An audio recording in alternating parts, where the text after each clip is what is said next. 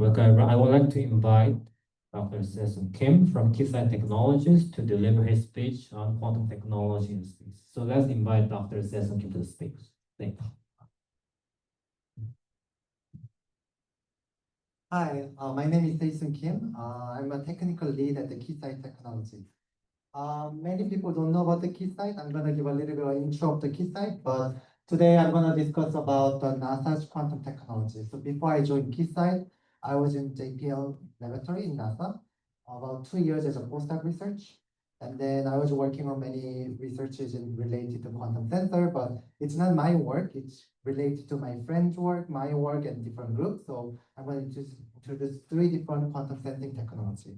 Before that, we need to watch our sponsor, which is QISCA Technology. That was a joke, you know. So if you don't know the QISCA, actually QISCA starts from the HP. Anyone know HP? Hewlett-Packard?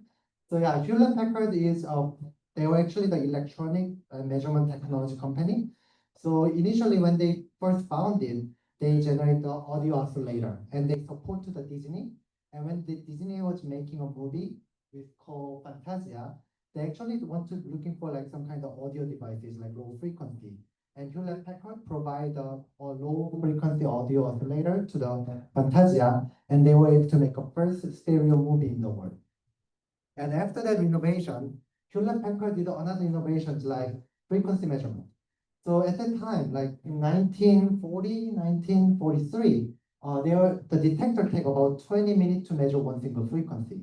But they were able to reduce down to 1 second, such that all the radar technology or radio technology was innovated by this measurement. And after that, Hewlett-Packard make a synthesizer that you can precisely control the frequency to like one single frequency. So then when the NASA was sending the mission to the moon, Apollo mission, they were using this technique to communicate from the space to the ground. And after that, Hewlett-Packard team make atomic clock, load it into the airplane, go around the world to synchronize all the time. So now this become a global standard of the time and the GPS time. And now we have a measurement and sending signal and also a clock, so that we can combine that together, make a computer. At the time, it was more like a computer for the electronic lab. So like when you measure and test, then you use this computer to automate the scientific research. Of course, after that, the personal computing market gets so big, they have to split out the commercial electronics and then the personal computing brand. So then Hewlett-Packard spin-off, and then we become an Agilent technology. And the Agilent technology have biomedical research and bioscience research. Then they will split up one more time and become a QISCA. So even though the name changed from the Hewlett-Packard to Agilent and QISCA, we still have a DNA of the electronic and test measurement in the QISCA. So now, of course, when I discuss about the QISCA, then it's about like 15,000 whatever marketing materials. What matters is like, what are you doing with the quantum? So recently, we partnering with like MIT, Google, and Japanese AIST and other groups to try to innovate the quantum space. So we hired like 20 or 30 software engineers in Singapore to just dedicate for the quantum team.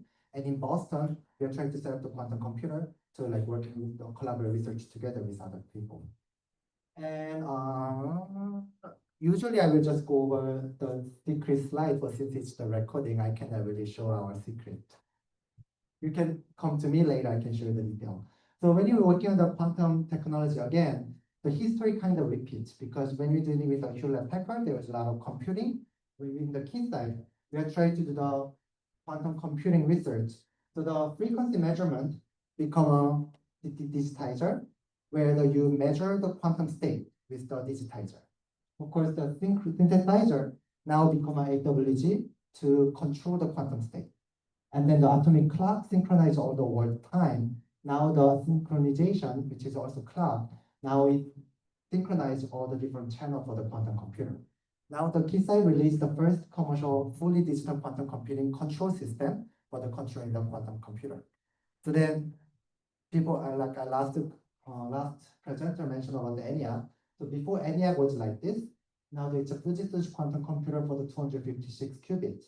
You can see this core control system and wires kind of mimic of the previous classical computer. Now this is the AIST system, the 1000 qubit. We actually installed this one in Japanese government, and in Japanese government, what they try to do is try to have a superconducting qubit 1000 qubit plus the neutral atom qubit 1000 qubit, and then HBAC, I think it's 2000 HBAC for NVIDIA HBAC, combine that together to make a hybrid quantum computer. So they try to create an ecosystem in Japan. So if you see this one, and usually people will say like, wow, that's really great. If you feel it's really great, then you should go to the graduate school. You are welcome to go to graduate school. So yeah, I mean, now it's a marketing. So we helping the all the quantum technology such that we help the design. So anyone try to design the chip or the QPU, we help them. We partner with Google to develop our tool. And then once you fabricate it, you need to test it. So then we have all the testing equipment. And then once you have this control system, I just showed, and then we also have error suppression. We actually acquired the company. So we merged the company from the MIT. That's an error suppression company. So yeah, that's a marketing. So let's start from what NASA is doing with the quantum technology. So I'm going to explain about the three different things. One is the atomic clock and cold atom research laboratory, and then Rydberg sensor. So in quantum technology, a lot of people know about the quantum computer, but actually there's a quantum computer, quantum communication, and quantum sensor. And NASA was doing also a lot of other different quantum technology because there's all the enhancement and there's things we can do. The quantum computer speeding up really certain algorithm, so you can use it for the scheduling algorithm for the NASA.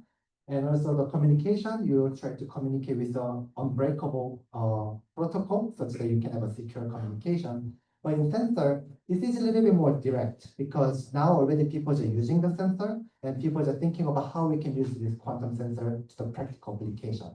And NASA, of course, they are interested about the practical application.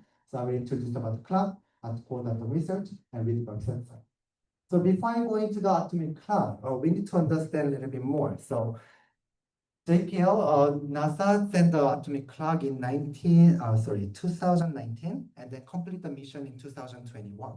This clock is very precise, such that, let's give an example. So for example, if you have a normal watch, that watch take about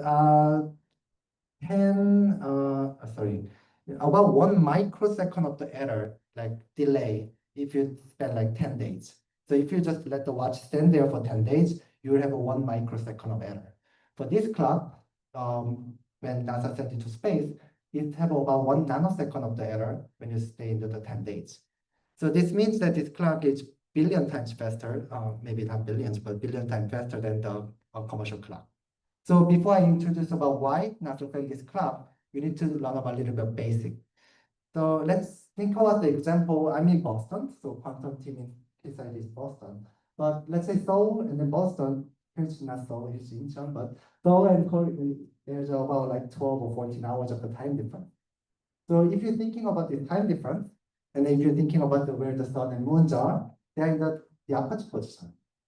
So this means that if I'm tracking the star and sun's position and I have a time, I know where I am in the Earth. Some people not, some people don't understand. Think about the popular example of the One Piece. Do you know anyone watch One Piece? Okay, nobody watching One Piece, like everybody studying really hard. Okay, so when you're watching this, like the pirates and animation, they're like traveling around the world, and there's one person trying to figure out where they are in the map. So what they do is they bring this angle, measuring the angle device, and also they bring the clock, and then bring these two together to look at the stars and then where they are with the time, try to navigate where they are. The principle is simple. Let's say I start from the, like Incheon here, and then I have a like clock, let's say it's 12 o'clock, so then my sun is there, and then clock is 12 o'clock. Let's say I teleport myself, I just go to the Boston right away, then sun is not here, sun will be in the bottom, so then I will start seeing the stars. So then my clock indicates 12 o'clock, but my star is in this location. We know how the star positions are. Using that angle with my time, I know how far away from the Incheon to my position. So using that technique, long time ago when they're traveling around the world, they need a precise clock and measuring angle. So yeah, a lot of people doing that long time ago, but when you have a long sail, long journey, like for 10 days or years, now the clock becomes very important to be precise. If it becomes slow down and delay and make an error, this error translates to position error. then I don't know where I am anymore. So that's a long time ago, they tried to develop better clock and better clock. Nowadays, anyone bring the clock and go around the world? I mean, nobody bring the clock anymore, right? So everybody bring the phone to locate where they are. So right now, when you just take your phone out and then look at the neighbor map or Kakao map, actually what they are doing is that they talk to the 4 different satellites, and then this satellite is sending you information about where their position and their time is. So then now you don't need to bring the clock, but clock become more important because now all the clock go into the satellite and give the precise timing from the satellite. But let's say if you're going a little far away, like just a little far away to the Mars. So then if you're going there, there's no GPS satellite, right? So then in this case, how they figure out their position is? They cannot. So current way of the figure out the position is they send a radar signal from the ground and send it to the spacecraft and reflecting back to the Earth.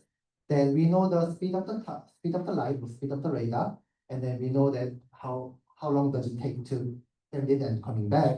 Using that time and then velocity information, we can understand how far away. It's introduction of the physics, right? The VT equal to distance.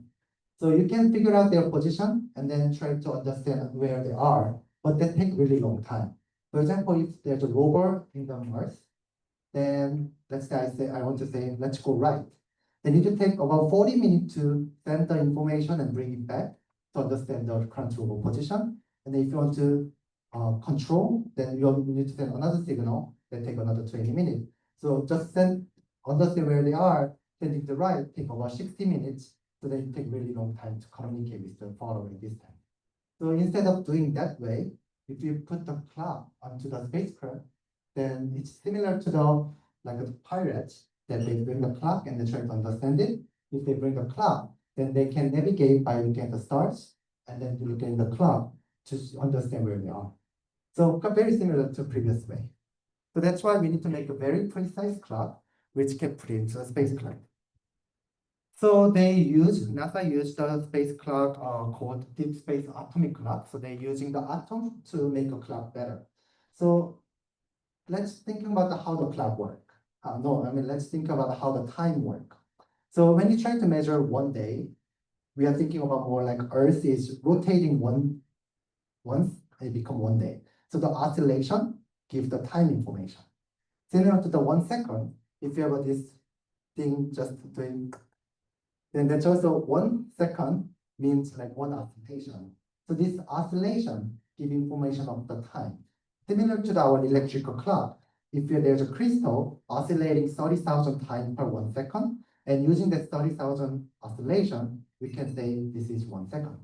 Then let's say if you're using the atomic information, for example, cesium atom have a 60 billion oscillation per 1 second, then if we can use this information as 1 second, then we can make a very precise clock using atom.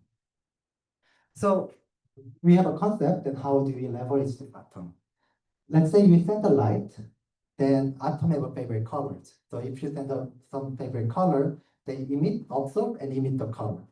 So for example, this is a color or frequency, and certain frequency is atomic favorite frequency. Atom loves this frequency and absorb and emit. So then you will start seeing a lot of lights are coming out of these certain frequencies. Then you can measure this frequency, and then now you can refer this frequency to laser. Then we can say this frequency never changed because atom never changed.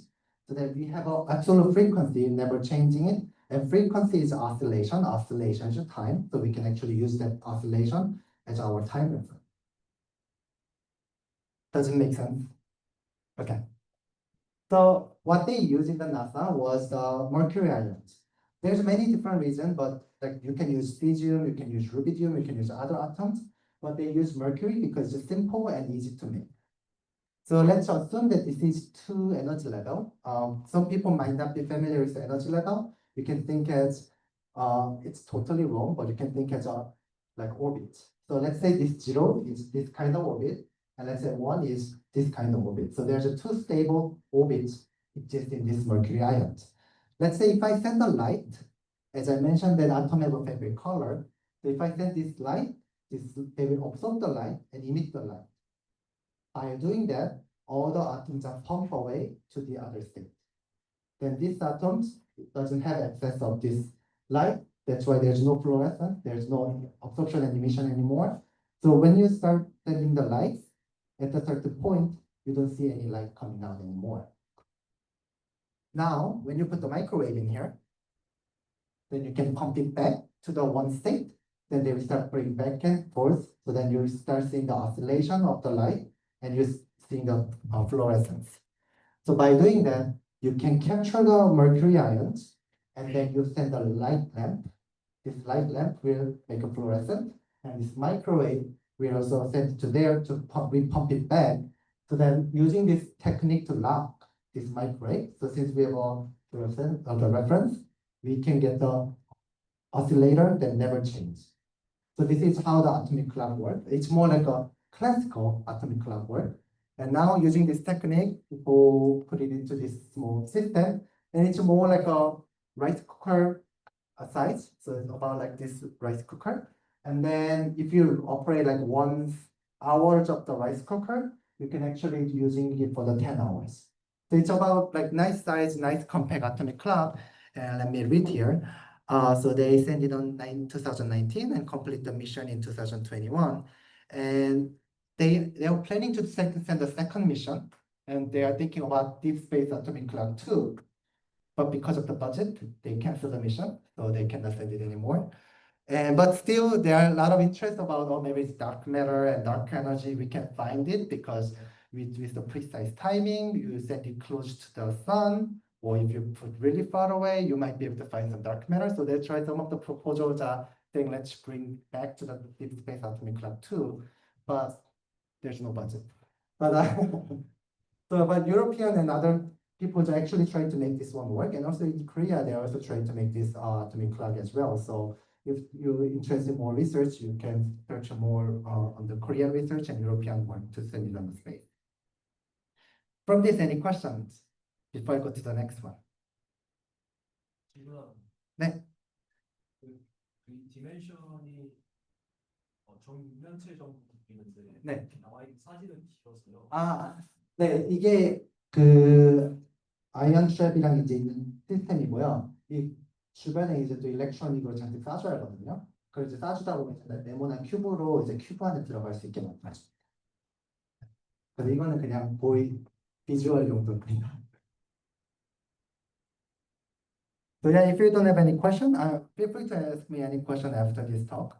So next one is the Cold Atom Research Laboratory. This is a very interesting work. They sent it on, in 2018, NASA put this laboratory on the International Space Station. So they sent this one into the ISS, and they are operating since 2018. What they're doing is they're cooling down the atom to the one, like about 100 picokelvin. So that's about like a billionth of the room temperature, like very, very cold. And then when they open the laboratory, and then if you want to, you can write a proposal, and I want to use this one, you can also use it. But of course, you need to write a really good proposal for this one. But anyway, so let me introduce why they send it to the space and what are they doing with this one. So if you're thinking about the matter, I mean, the state of matter, you can think of the 3 different matter, like gas and liquid and solid. Like you can think as gas is more like hot, or liquid is cold, and solid is colder. But in the thermodynamically, you can say if the distribution of the velocity is more like chaotic, or it's like bigger distribution, then you can say it's gas, or getting smaller and smaller and very precisely know how they are moving, it start become a solid, have a more order. Then let's say if you cool it down even further, and let's say all the particles have a one single velocity, or one single like no movement. In this case, we can reach the 0 Kelvin, and then this become a Bose-Einstein condensate. Maybe people already heard of this one, but this is discovered from Bose and Einstein, written here, and it's in 1920, I think. Let me search on the name here. Okay, it's 1925 they first proposed this idea, and then how long does it take to really discover this state experimentally? It takes about 7 years to figure it out. By doing that, they have 5 different Nobel Prize. They have lasers and trapping technology. So yeah, I mean, physicists love this state. I mean, you can, some people may not be understand what's happening, why it is interesting. Let me give you an example. In the orchestra, anyone have been to orchestra? And nobody watched One Piece and nobody been to orchestra. Everybody's really hard, right? It's okay. So yeah, in orchestra, like you know that before they start making a melody or making a symphony, they have tuning different sounds. So then you know this is first violin or this is second violin. They are different cellos, so they make a different sound. We can identify which is which. But when they try to tune one sound together, then it's really hard to distinguish which violin is playing which because they are making all the same sound. Similarly, these millions of atoms or 100 millions of atoms try to make a same sound or same one frequency, and like in quantum mechanically, they are not particle, they are waves. So if they are making all one frequency, such that you cannot really identify single particle, all the millions of particles behave like a one particle, the one giant particle. So in physics, it's more like a toy they can play with. It's a big particle they can just throw or do something about it. So that's why they are really excited about this one. So how do we make this one? So when you say like cooling down to the microkelvin or picokelvin, how do we doing it? Simple is using the laser. People will think the laser usually heating this up, not cooling down. But laser actually can cool down. So if you think about the laser is a single photon particle just tending to the one direction. So let's say if I'm the particle, let's say I'm this atom, and I'm going one direction. Let's say laser is coming to the other direction. If I go there, laser hit me, and I stop. So something like that, if I keep shooting the laser to the one direction, then I will start losing the momentum and I kind of freeze. Of course, if I keep sending the laser, then I will go the other way. But let's say if I send the laser to the all different direction in the X, Y, Z direction, then there will be potential in the center. Then because of this potential, atom will start slow down in the center and they kind of freeze in there. This is not enough to cool it down completely because atoms still have some kind of random things. So then to cool it down even further, we are using the technique called evaporation cooling. Actually, everybody knows this technique. Everyone knows because everybody using it. Like let's say you have a hot coffee, like you blow it because it's what you're doing in the physically is that you try to blow this hot particle outside and stay in the cool particle inside. So then by blowing it, you actually cool down the system. So actually you all using the technique evaporation cooling. So what they're doing is, okay, we send a microwave to blow all the hot particle away, then all the cool particle will stay inside of the trap, and then you get cooler and cooler. Then once you do that, you can make a BC and make it to 100 picokelvin or something like that. But now when the physicists try to play around and then try to make fun of this BC, the problem is that when you turn the laser, it starts falling down. Because think about it. You made heard of this one, the feather and then bowling ball, put it into the vacuum and drop it, who fall down first? They kind of fall down together, right? Because in the vacuum, there's nothing stopping it. Similarly, in atom, they also fall like a bowling ball. So in the vacuum chamber. That's why when they turn off the laser field, just drop and you cannot really catch them anymore. So they can only operate like 0.1 second for their experiment, but they want to see like 10 seconds or a little bit longer to play around, see how they are behaving, but they cannot really do that. So this is like how the experiment looks like. You can see there's a vacuum chamber, and then this is all the electronics, and there's a computer and laser. It's like a really huge system to trap the atom inside of here. But they want to play around more than second, how they can do that. The simplest way people can think of is they put everything into the box and drop it. Right? Because when you're in the elevator, sometimes you're going down, you're free falling, so you start feeling lighter, right? Similarly, when you just drop it into the ground, then before it crash, it's no gravity. So actually they did. In the science paper, they drop it on the 10-meter tower, and it's more like a apartment, 100-meter tower, sorry. It's an apartment, like a 10-floor apartment. They just dropped the experiment, and they experience about 8 seconds of the no gravity. And they are really excited about this one, and this crazy, insane physicist will send it to the rocket, and then send it to the space, and then drop it. So they can experience like a minute of the no gravity. And this insanity must be stopped because it's millions of dollars of experiment. So that's why NASA is like, hey, stop doing this. Let me set up this one to the space. Because the International Space Station is keep free falling, right? That's why there's no gravity. So then if you can set this one up into the ISS, then you can always experiment this no gravity experiment. So that's kind of how it works, this vacuum chamber and this laser system. And then you combine everything with the cooling and everything. And this whole system is actually here. And then this is all the computer and communication tools. So now you people are really having fun and they can experience no gravity. So if you write a good proposal, like the level of the Nobel Prize winners, then you can always play around this system anytime you want to. But NASA, of course, interested in like a fundamental physics, like okay, BC and dark matter, they are interested in that. But more interestingly, they also interested about the practical missions, like how we can really use it for the common humanity. So then one of the things is that gravity sensor. Like let's say I mentioned that when you turn the laser, they're falling down.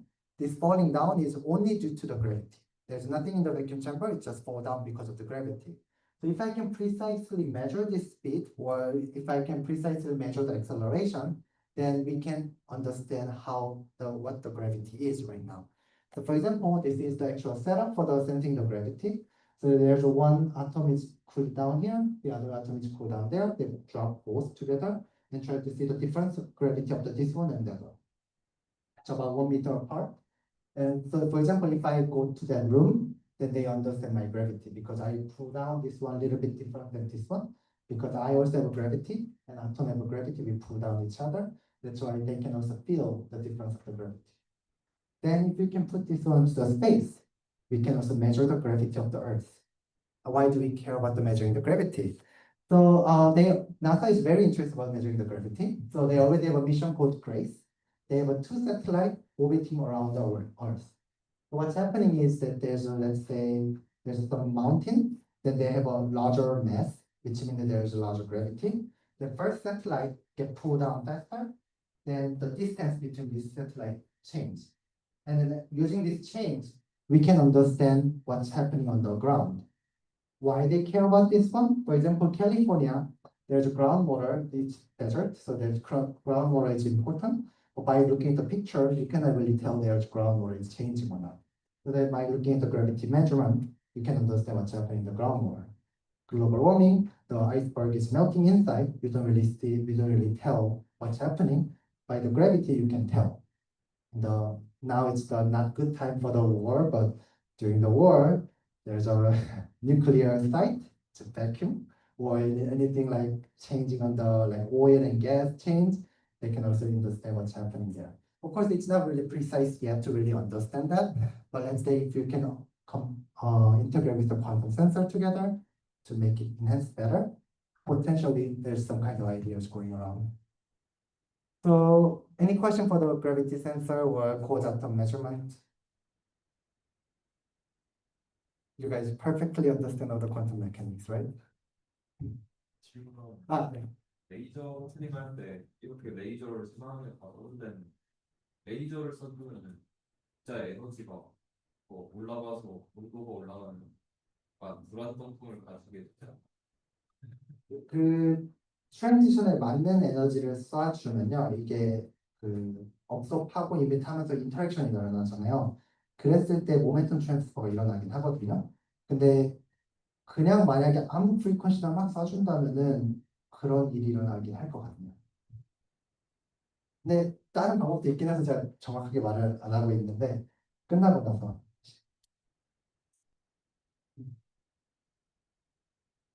Okay. I was actually working on this project, trying to miniaturize this atomic sensor. I was trying to put that into the spacecraft to understand the acceleration. It's because gravity is acceleration. You can actually use it as an acceleration sensor, so you can actually improve the position tracking. Anyway, the next one is the deep space optical communication. So NASA also have this mission and completed, not completed, it's still on the mission right now. They make a precise detector to measure single photon and try to using that as a space communication. And they can enhance the communication. Why they are trying to do that? So thinking about like anyone tried to watch on the YouTube or something, you see this one. So you get kind of annoyed about loading, right? Similarly, right now in the Earth, we are using the 5G or 6G communication, but on Earth, on the space, they are still using the 2G communication. So their speed is about like 100 kilobytes per second or something like that. They try to enhance this speed. Why? Because let's say you have a Mars image, like this is maybe like 100 megabytes or something like that. You try to download using the satellite communication, it's very slow because it's a radar and there's not a lot of bandwidth on this one. That's why when you get this one, it could take up to like 10 hours to get the one image.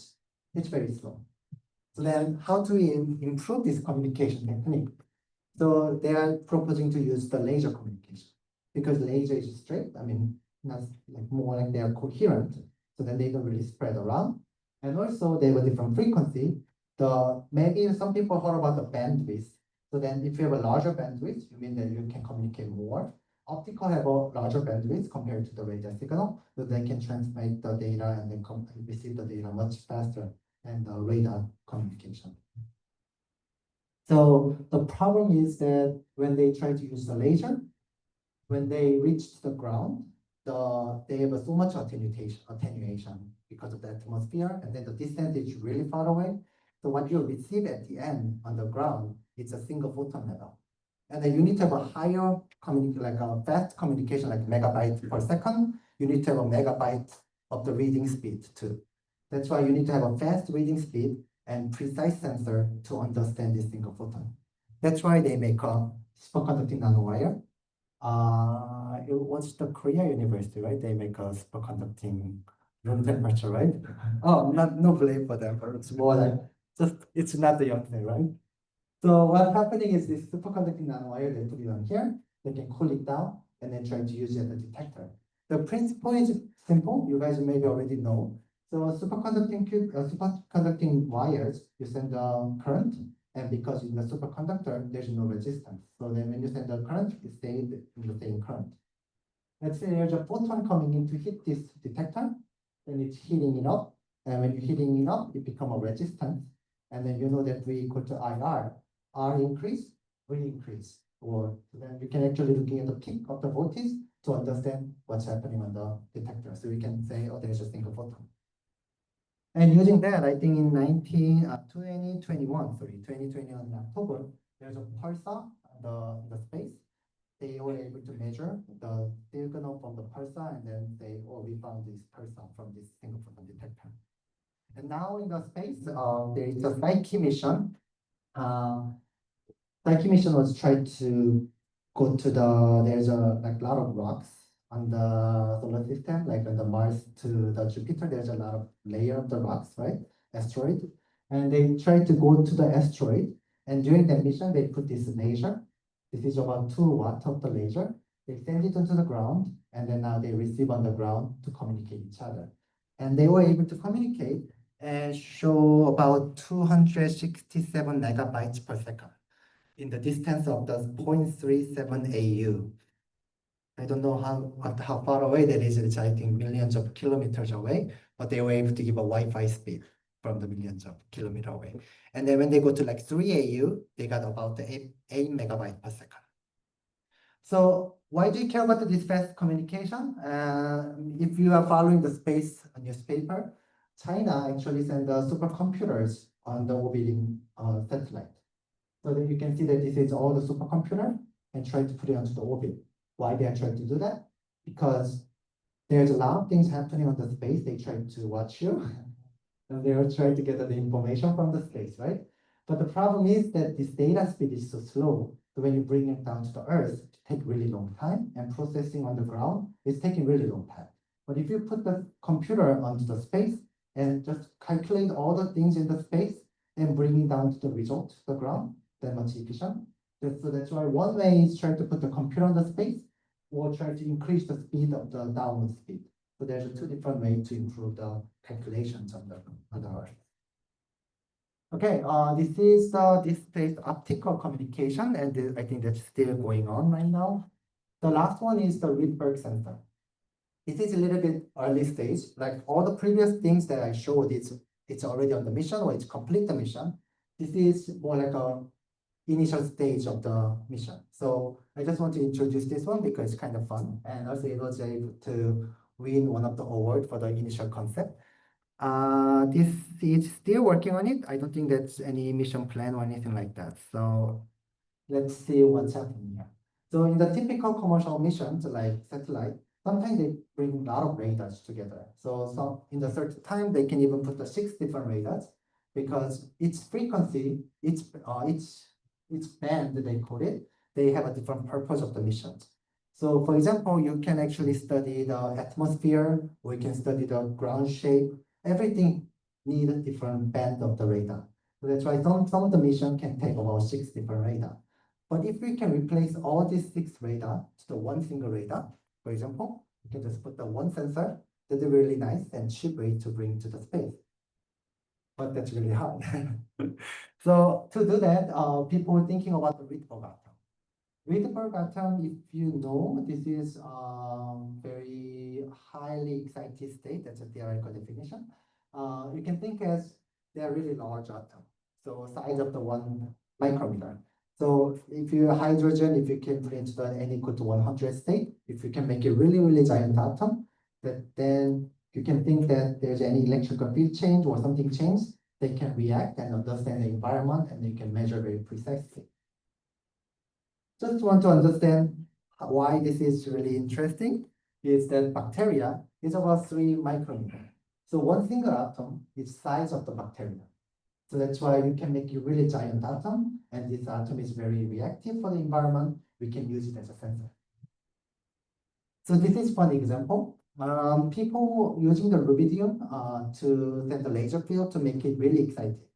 So you can make it to n equal to 48 state in the rubidium. And then now they are very excited state. Any other energy levels are either they are very close or they are really far away. So which means that this 48 to 47 will be like gigahertz or megahertz.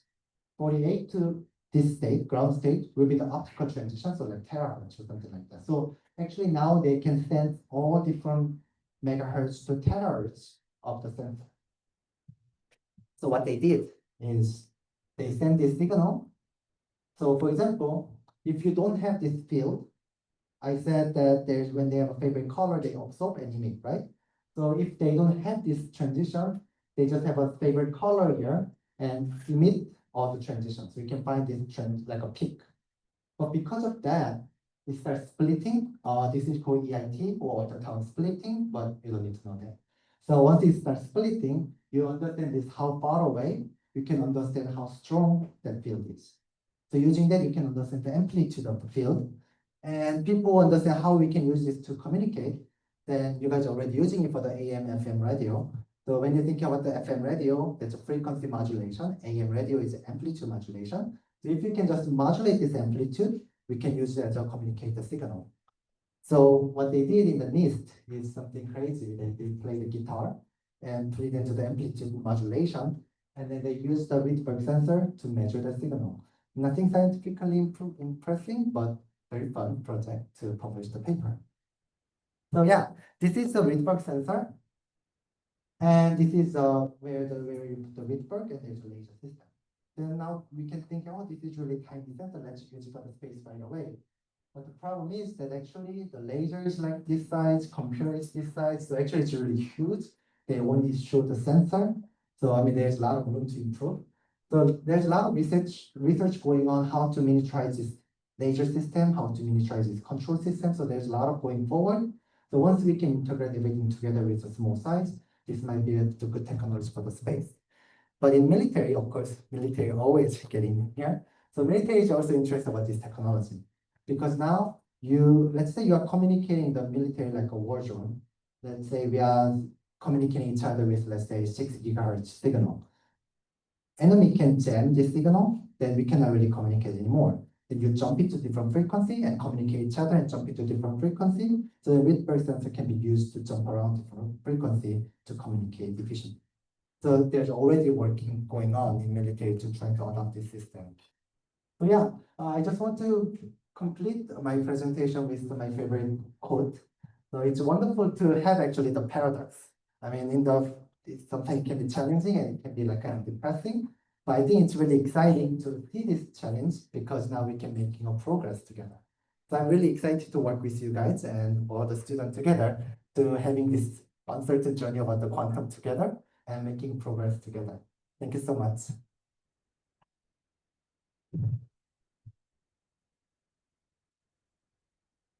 Yeah, thank you, Dr.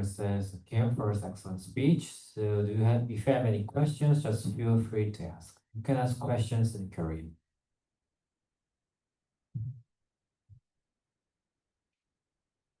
Everybody understand everything perfectly. 키사이트에서 하신 직무에 대한 질문입니다. 네. 콜데이터 시험을 하시다가 키사이트에 가셨잖아요. 네. 거기서도 이제 콜데이터 관련된 일이 있는지 아니면 그 관련된 데이터 장비가 계측 장비를 다루신 건지. 사실 콜다툼은 더 이상 하지 않고요. 그렇지만 콜다툼을 서포트하는 툴들이 저희가 많이 있기는 해서 지금은 초전도체 위주로 하고 있긴 하거든요. 마켓이 아무래도 초전도체가 크기는 하고 광학 쪽이 크기는 해서 그쪽으로 이제 서포트를 많이 하고 있는데 콜다툼 쪽도 관심은 있기 때문에 나중에 뭐 키사이트가 뭐 협력을 하든지 뭐 인수를 하든지 이런 식으로 늘려나갈 계획은 있을 것 같습니다. 근데 아직 시장 자체가 작기 때문에 지금 아직 조심스럽게 움직여요.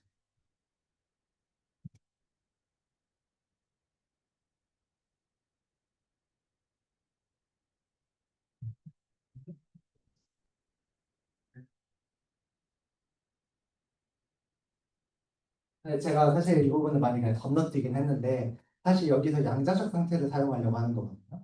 그래서 원래는 이제 샌딩을 할 때 그 광학으로 간섭계 혹시 배우신 분들 계실 거예요. 그래서 빛을 두 개로 나눠가지고 위쪽으로 가는 빛과 밑에 쪽으로 같은 빛이 여기 조금이라도 거리차가 나왔을 때 그 인터페런스가 달라져서 그걸 사용해서 여기에서 페이스 체인지가 일어나는 걸 알 수 있는 그런 실험이 있는데요.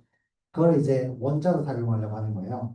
그래서 원자를 이렇게 모아준 후에 원자의 상태를 슈퍼포지션을 두 개로 나눠줘서 원자가 두 개의 패스를 동시에 간 다음에 다시 합쳐지면서 거기에서 간섭이 나오는 걸로 엑셀러레이션이나 이런 거에 의한 페이즈 차이를 구하려고 하거든요. 그런 상태를 만들어주기 위해서는 원자들이 다 코일런하게 퀀텀 스테이트로 돼 있어야 할 수 있는데 저희가 만약 뜨거운 상태고 하면은 일단은 뜨거우면 저희가 한쪽을 잡아줄 수도 없고 한 개로 만들 수도 없는데 양자적 상태를 또 이제 보고 오랫동안 유지시키려면은 차가운 온도로 내려줘야 하기 때문에 그렇게 하고 있어요.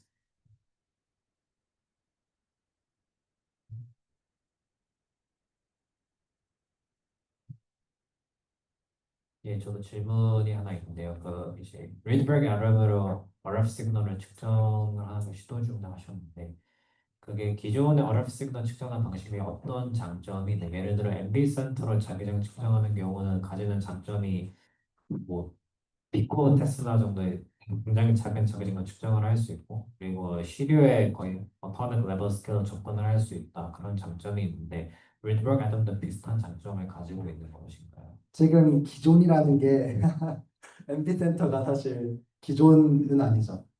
제 말은 저희가 이제 학회에 있다 보니까 이제 최근 연구를 가지고 이제 기존의 연구와 비교 사실 기존은 아니거든요. 그러니까 기존의 기술은 안테나예요. 그러니까 안테나 이렇게 놓고 사람들이 이제 지붕 위에 안테나 이렇게 하나씩 올려놓잖아요. 그거랑 비교해서 지금 이게 괜찮다 안 괜찮다를 얘기하는 건데 만약에 원자 센서랑 비교하면 사실 챌린징한 게 많을 수도 있습니다. 그래서 다 사실 장단점이 다 많은 게 예를 들어서 MB 센터 같은 경우는 이제 칩으로 이제 패브리케이션 하잖아요.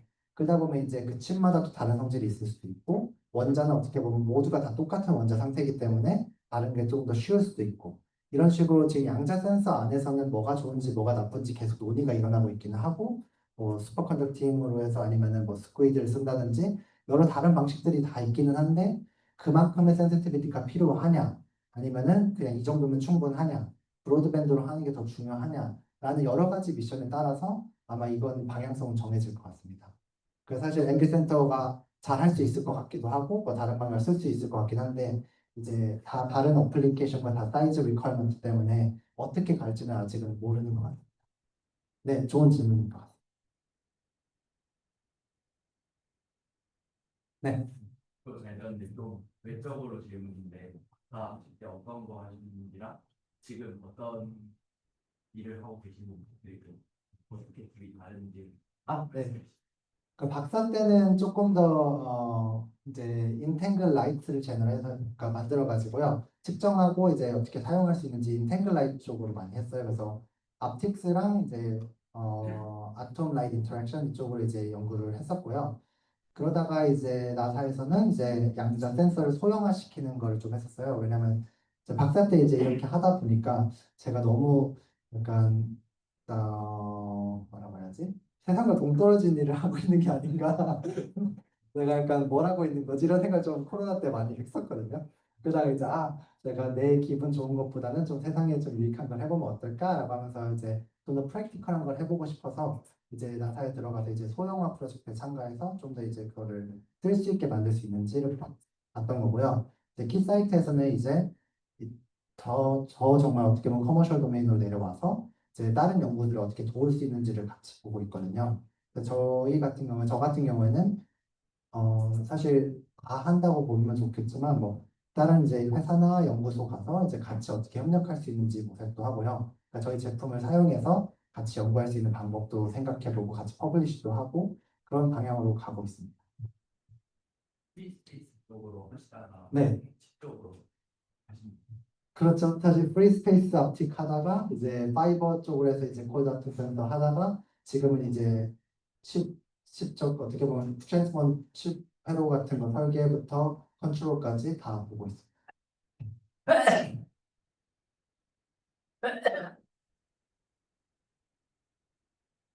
No more questions? Okay, if not, then thanks, Dr. Sezu Kim again for his excellent speech. 감사합니다.